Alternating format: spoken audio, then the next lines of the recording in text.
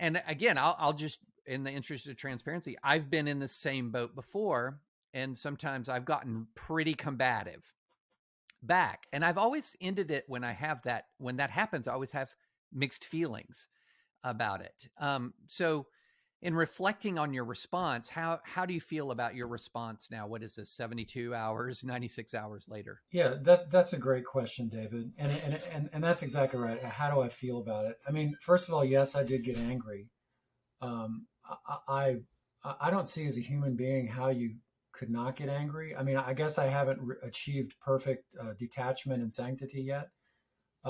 But sure, I was very angry to be treated that way.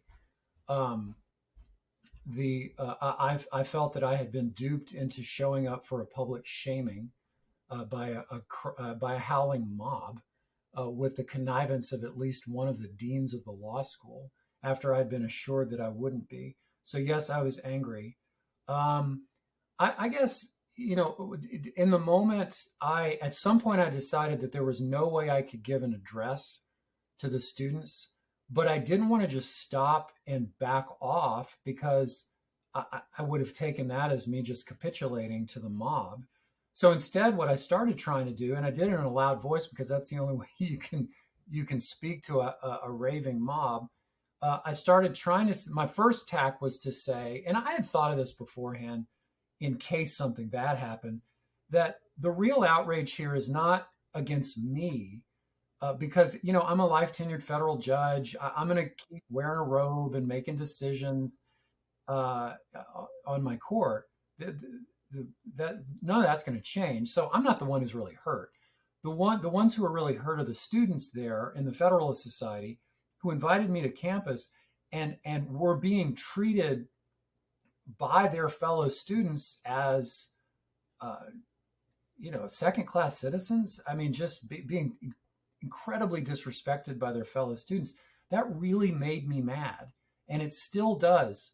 And so I tried to say, guys, you would not do this. The Federalist Society is not going to do this to your invited speaker because they're going to have respect for somebody who comes on campus.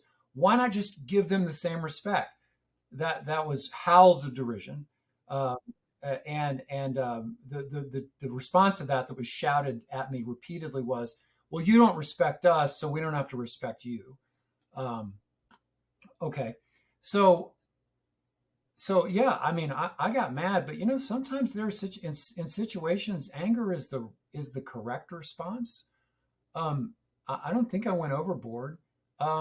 When the students are standing 10 feet away from me, calling me scum, and hurling vulgar invective at me, I mean, I think that's reprehensible. It's despicable, and not only that, it's hypocritical because they're the ones who say they are being treated like that by the likes of me. So it's just hypocrisy, and it was just appalling.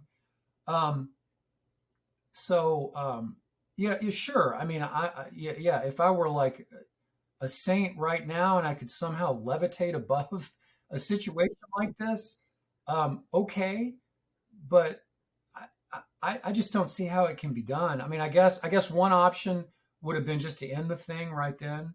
I guess that's an option. The last thing I'll say on this subject is I was hoping and actually calling out for an administrator to show up and sort of calm things down. And that's when the DEI assistant dean sort of came off the sidelines. I didn't know who she was. I sort of saw people standing on the sidelines. I didn't know that they were administrators. They were old, they were adults, I guess. Um, and when she intervened, I thought, okay, there's going to be another adult in the room who's going to calm this down.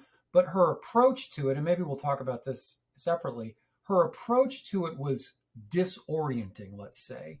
It became immediately clear to me that she was there not in a capacity to calm the room down, but in a capacity to sort of validate the students, validate their reaction, validate their pain and their hurt that I was causing them, and then to sort of give me this opportunity to speak.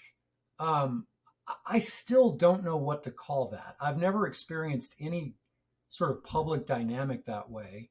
I called it a struggle session. I'm not sure the students knew what a struggle session was, but that I was sort of being invited to confess my errors and hear the pain of the students all in public.